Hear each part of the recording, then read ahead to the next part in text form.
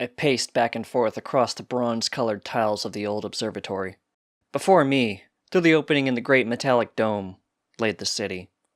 I stopped for a moment, contemplating as I stared out across that beautiful, glimmering skyline. How many times have he and I clashed across those towering skyscrapers? How many times have we flung our might at one another, trying to knock one another from the sky?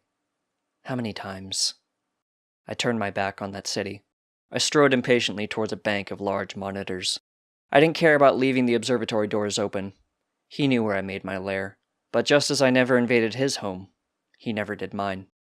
On the screens, that fat, brutish pig of a mayor stood in behind his gilded podium before City Hall. Behind him, the headlines read, "Superhero Hunted." I still couldn't believe it. How many times has this city been saved by him? How many times has he kept them from being obliterated, not just from me, but other villains? With a wave of a hand, all the monitors turned to black. I knew him too well. He wouldn't raise a finger to defend himself. He would let the authorities take him because he believed in the system. He believed in the people, and if the people thought him a threat, well, it wouldn't be long before he would end up in a cell like some sort of common lowlife. I heard footsteps behind me. "What do you want?" he said, his voice strong and commanding. However, I could sense a touch of defeat in it. The city that he'd loved had turned against him. "You've never been here, have you?" I asked, turning to face him. He was a tall, radiant man. At this range, I had no doubt he'd be able to snap my neck before I could react. "All this time, and you've never even seen the inside of my lair." "Tell me what you want. I didn't come here to waste time." "How does it feel, my friend, knowing that the people who you try so hard to protect have labeled you a criminal?" He paused. "We're not friends, Archon." "Please, don't use that name now. Save it for the reporters, John." He stiffened.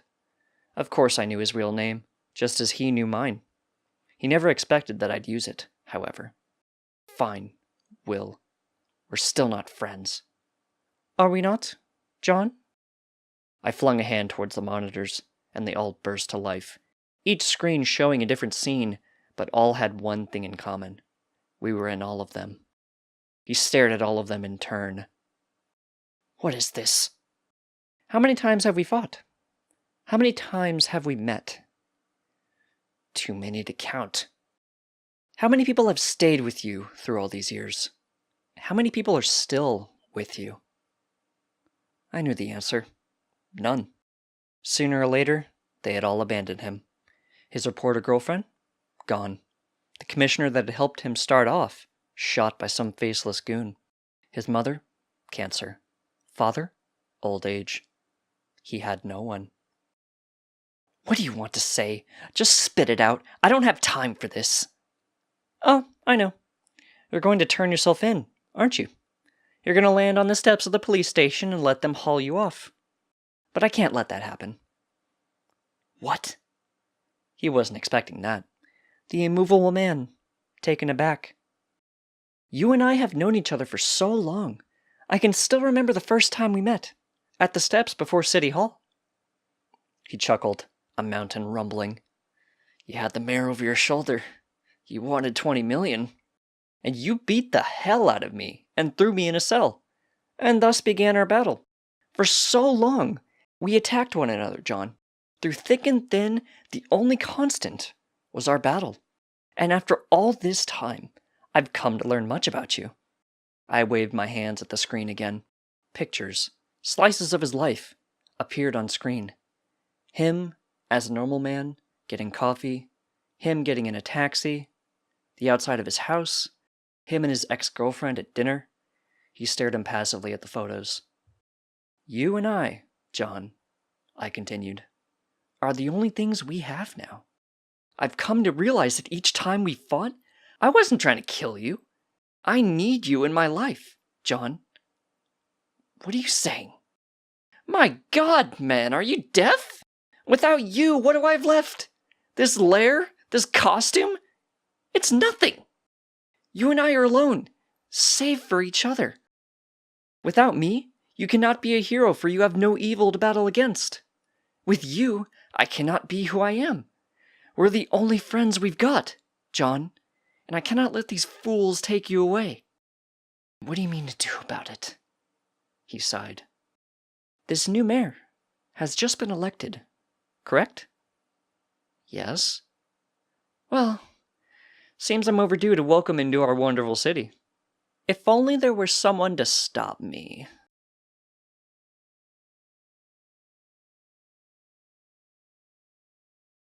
Same rules as every year, droned Mr. Weeshaw, who had a duffel bag under his desk stuffed with 5 Hawaiian shirts, 6 thongs, and a round-trip ticket to Lagos. You'll be monitored at all times. You'll be in no danger. You must simply spot the historical inaccuracy.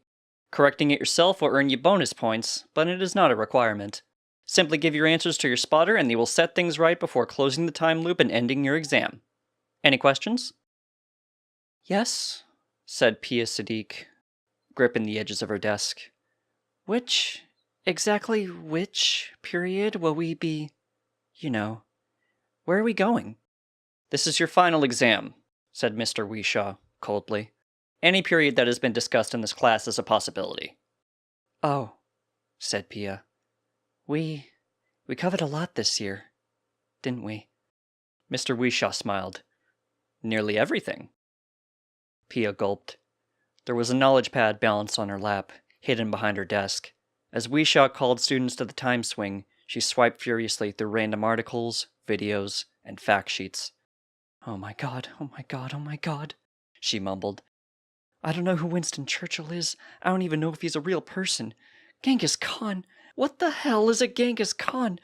Oh crap, oh crap, oh crap. Miss Sadiq? Said Mr. Weeshaw. Your turn. Pia dripped out of her chair, slowly shuffling her way to the front of the room. The time swing was a chair and a sort of gyroscope. It didn't look like much. It didn't even make much of a sound when it was activated. But it worked, and worked well. Pia sat down and let Barney the teacher's aide secure the restraining bar. Good luck, said Mr. Weeshaw. And remember, you don't need to fix anything. In fact, unless you're absolutely confident about the situation, you're really better off letting your spotter handle it. Understood? Pia couldn't tell if Mr. Weeshaw was being kind or cruel in that moment. It certainly felt like a bit of both. Before she could respond, however, the chair began to turn over, slowly at first, and then faster, and then so fast she wasn't in the chair at all anymore, or in the classroom, or in the same century, for that matter. When Pia opened her eyes, she was on the floor in a small, poorly lit room. Come on, said a voice in the darkness. Time to get dressed. The voice belonged to a woman Pia had never seen before. She handed Pia heavy wool slacks and a large overcoat. Here's a hat, too, said the woman, handing Pia a rumpled cap. Wear it low over your face. You want to be inconspicuous. You don't look quite like the locals. Where are we? Asked Pia. You know I can't say that, said the woman. Hurry up. I'll take you to the location. Pia threw on the clothes and followed the woman out the door and into the street. It was a warm, breezy day. Men and women pushed past, paying Pia no attention. They were dressed similar to her, though most wore thinner coats or long, formal dresses. It felt like summertime, after all. A trolley rolled by. Pia had absolutely no idea where they were. Come on, whispered the woman, pulling Pia along up to an intersection. Pia bumped into a man who said something in a language that was not English. That narrowed things down at least a little. Here, said the woman, pushing Pia up to the edge of the curb. Your exam begins now. Pia was bewildered. It was the past, obviously, but how far back, she couldn't say. And where? She was equally lost. Moreover, there was nothing to see. Just people streaming past, some queuing up around her and on the other side of the street. A parade, maybe? Thought Pia. But how many historically significant parades could she name? The people there on the street became excited, some yelling, some cheering, some, a few, jeering. Still, Pia couldn't see the cause of their excitement. Imposing men bustled past. Police, maybe? Or soldiers? They looked very official and all of them were armed. Finally, Pia saw it. A car. A very old sort of car. The type with no roof and those big, narrow bicycle-looking tires. A man and a woman sat in the back of the car as it moved slowly down the street. Pia could tell they were important. Royalty, maybe? The president of wherever they were? The man wore a red and white sash and a strange, many-tiered hat. The woman was dressed in white. Her enormous, wide-brimmed hat was covered in real flowers. There was a scuffle in the street. A man had run out towards the car. He held out a gun and took aim at the man in the car. He pulled the trigger once, twice, 3 times. But the gun did nothing. The man was surrounded by police. The car tried to get away, though it was stymied by the swarming, hysterical crowd. "Your answer?" said the woman. Pia had momentarily forgotten all about her. There was nothing. She had nothing. "I don't know," said Pia softly. "I don't know what that was." "Not even a guess?" said the woman. "This counts for 30% of your grade." "Some king." Pia shook her head. "I don't know."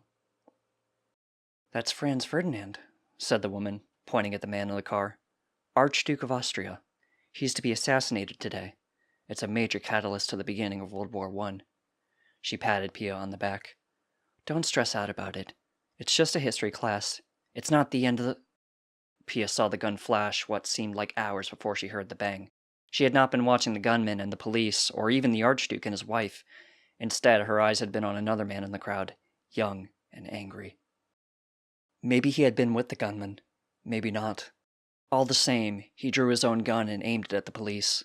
And one of the police saw this and acted just that little bit quicker, drawing and firing without hesitation. Had they been slower, though, or more cautious, had they taken the time to draw a better sight, or considered the wisdom in firing at all, surely things would have been much different. Because they missed. Badly. Pia's spotter was dead before she hit the ground. The crowd, already terrified, began to push and scream and run in every direction. Already the woman's body was swallowed up in the stampede. What did that mean? Pia was dumbstruck. What did it mean that her spotter was dead? How did she get back? How did this get fixed? Did this mean there would be no World War I? Pia hated history. She hated it more than math and science and every single other subject combined. What was the point of knowing what had already happened? It never changed anything. No one ever acted differently because we knew what happened before. And no one ever told you if the things that happened, the complicated, horrible things, were good or bad, if they were necessary. So what good was history if it never helped anyone? All Pia knew was how things were. What her grandparents had gone through to start a new life in the United States. What her parents had sacrificed so Pia and her 3 brothers could have joyful, fulfilling lives. It seemed disrespectful to even consider a world where those things didn't happen, and all because Pia was too lazy to study for her history exam. One of the policemen collapsed at Pia's feet. She reached down and pulled the pistol out of his hand. The car hadn't gone very far. She could catch it if she ran.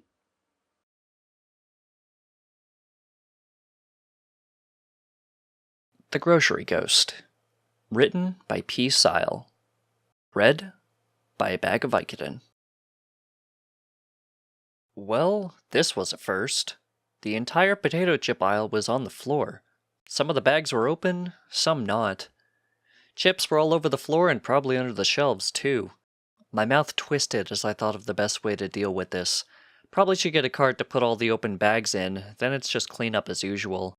Having a bunch of stuff knocked off the shelf wasn't a first. This was the first time that Harold was visible during the day. I knew that he was around by the way stuff would fall over in my general vicinity, but he usually was unable to manifest until it was nighttime and the store was closed. "Proud of yourself?" I asked. Harold smirked. "Oh, I'm just getting started. You're only halfway through your shift. Lots of time for me to make a mess. You want to clean up hot mayonnaise off the ceiling, or maybe all the toilets could get clogged? Oh, I've got you now. You see, I've just—" "Yeah, one sec," I said, holding up a finger at the floating apparition. I walked into the middle of the aisle, grabbed 2 wet floor signs and put them on either end. "As I was saying—" "Not done," I said, walking briskly to the front of the store. I grabbed a cart and made my way back to the miniature disaster. Squatting down on the floor, I started going through the bags. Unopened bags were tossed into the top basket, open ones on the bottom. Harold was clearly upset at being ignored. That always pissed him off. He had long since let go of the idea that I was going to be scared of him. He could only affect small objects. He couldn't really hurt me. "Don't you get it? I've been getting stronger." He finally figured out that I had zero interest in whatever he was excited about. Working and listening to people talk about boring shit was part of the job, so I let him waste his breath or whatever. It used to be way harder for me to open up little packages like that. Plus, the sun doesn't hurt like it used to. I think I could stay out all day soon. Won't that be fun? I can wreck everything right after you work on it, make your whole job cleaning up my messes. I couldn't help but bark out a laugh. He looked consternated as I did my best Matthew McConaughey. You gotta pump those numbers up. Those are rookie numbers. Harold stared at me for a long time, until I just pointed at the clock. Look, I'm here from 3 to 10. The end. 10:01 rolls around and everything becomes someone else's problem. Literally. Doesn't matter what I do for that time. There was a silence punctuated only by the shuffle of me cleaning up and the overall din of the store. In the silence, I heard an announcement ring through. Need a double-triple price check on Oreos. Double-triple on Oreos. My face went wider than Harold's. Shit, I muttered as I hurried to toss chips away. Harold looked at me quizzically. I glanced around. There wasn't time. Leave it. The wet floor signs would be enough. I'd catch shit for it, but that's not nearly as bad as it could get. As I walked out of the aisle, I heard the ungodly sound. Excuse me. I turned. A smile plastered on my face. Mrs. Termis, what can I do for you today? Why do you keep changing your section around? She peered at my name badge. It took her all of 10 seconds to read my name. Tim. Tim, why is it every time I come in here you guys have changed something? I can never find anything in here. Just decide how you want it and keep it that way. Honestly. I swear you all change. This would go on for a while. Interrupting would do no good, and would only cause her to summon a supervisor to complain about how I had sassed her. I had spoken to Mrs. Termis several times. Each time she had to ponder over the 3 letters helpfully plastered on my name tag, and each time she had left thoroughly unsatisfied with her experience. Well, I'm afraid that we receive instructions from corporate about the most efficient organization sometimes, and we have to follow it. This was, as usual, not acceptable. I don't know what gave her the impression that I had power over this, but I promised to pass her concerns up. Mrs. Termis was impossible to please. The store announcement for the double-triple check went out in honor of the time she had made 6 different employees walk back and price check something until finally she had worked her way up to the assistant store manager, who had just given her the price she wanted. It had taken 40 minutes and she had saved $2.50. Now, where do I find this? She vaguely pointed at a written list she held in her hand. When I inquired what she meant, she put a hand on her hip and looked at me exasperated. All of it! I can't find a damn thing anymore. Oh good, I was going to get some quality time with Mrs. Termis. I didn't even bother trying to weasel out of it. It would be faster to just get the stuff. Before I could start, I saw Termis's hands reach up to her head. She wasn't fast enough as her hair was promptly yanked from her head and fell onto the floor. Honestly, there was nothing particularly wrong with her natural hair. Yes, it was gray and perhaps a bit thinner than she would like, but she didn't need a wig for it. Of course, that was quite clearly what she had. It was a cheap wig, and the whole staff had joked about it. It flew off Termis's head and landed on the floor. I stared as she turned and bent to pick it up hurriedly. She didn't turn around, mumbling about something she had to do somewhere. I almost felt a little bad for her. It was clearly an embarrassing experience for her. On the other hand, there was that time she had shouted at me because we didn't have a brand of crackers from New Zealand, so I didn't feel too bad. Harold appeared next to me. Jeez, what a bitch. I smirked. Thanks for that.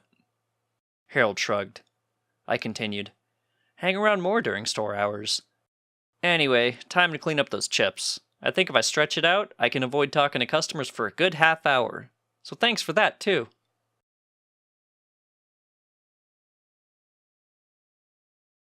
Undercover Bruce by Tomato Away.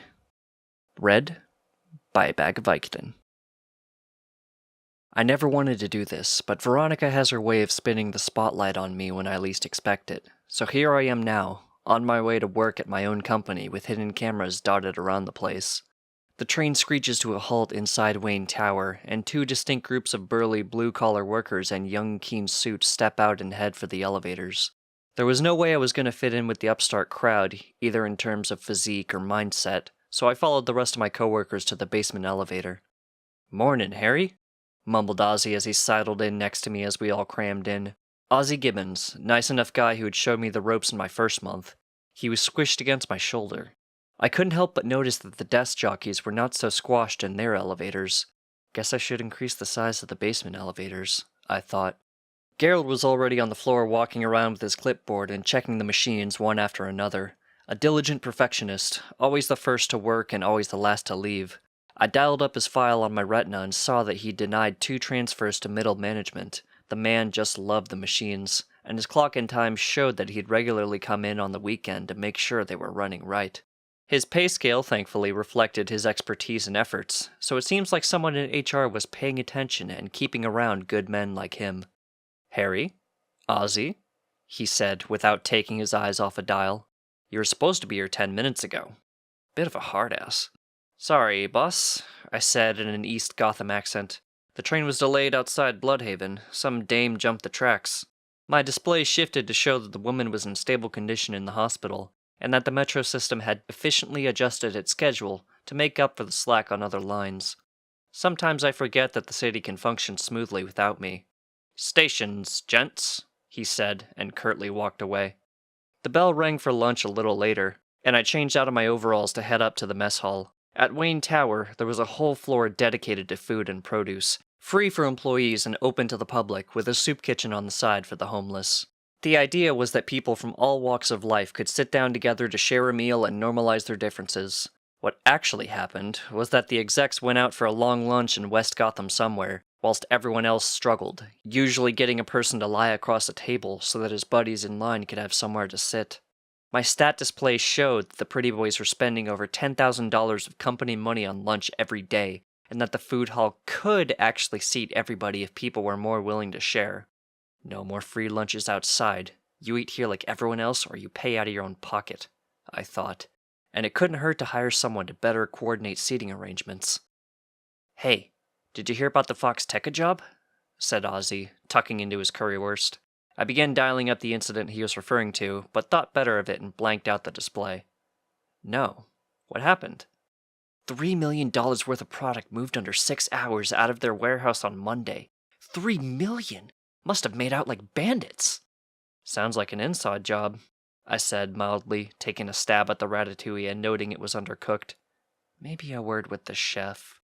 "No joke, and they still haven't caught the guys," he said, grinning. "You ever wonder what we could make if we shifted the stuff we make out onto the market?" He whistled. It was my turn to grin. "Don't even dream about it, Ozzy." I know, I'm just saying," he said, stirring his pudding a little absent-mindedly. "Though," he began, "I do know a guy who knows a guy who is interested." "Ozzy?" "All we'd have to do is switch off the resource monitors on our way out one night and leave the back door open. Easy money." "Ozzy!" "Gerald, right, yeah. I figure I could slip him something in his coffee to make him sick and have to leave work early for once. He'd never know and he'd never be blamed for any of it." I pulled up the camera and mic feeds that were listening in and muted the transmitters, hoping the 10-second latency was enough to silence the last portion of our conversation. "Ozzy, you know it's Gerald's job to make sure the place is closed every night. He'd lose his job. You've been to his barbecues, and you've seen his partner and kids. Plus, there's no way you'd actually get the money. You'd have to hide the sudden income from the bank, or spend it all immediately. And that's all assuming that some middleman hasn't whacked you to tie up loose ends." Ozzy said nothing, just smiled a little sadly into his dessert. "How's Maggie doing?" I asked, a little softly. "She's been better. Her operation is coming up, and I don't know how much it's going to cost." "Aren't you covered by Wayne Insurance?" He laughed and flicked a finger at himself. "Ex-con, we're about as insurable as a sack of bees." I frowned and pulled up the agreement in my side view. He should still be covered. Wayne Enterprises prides itself on rehabilitating those with shady pasts. Crime should be the last option. I found the paragraph stating the coverage. He's right. He's not covered. How did I let this slip? How many others like him had fallen through unnoticed because of this oversight? It would take months to update the current plans. "Have you tried reaching out to Bruce Wayne? Maybe he can help." "Pretty boy upstairs?"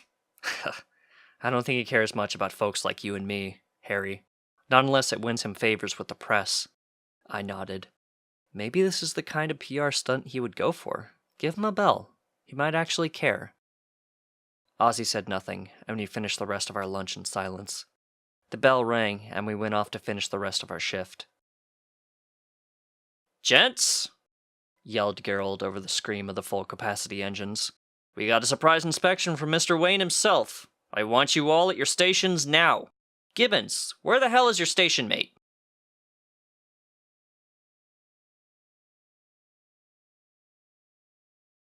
Thank you for listening.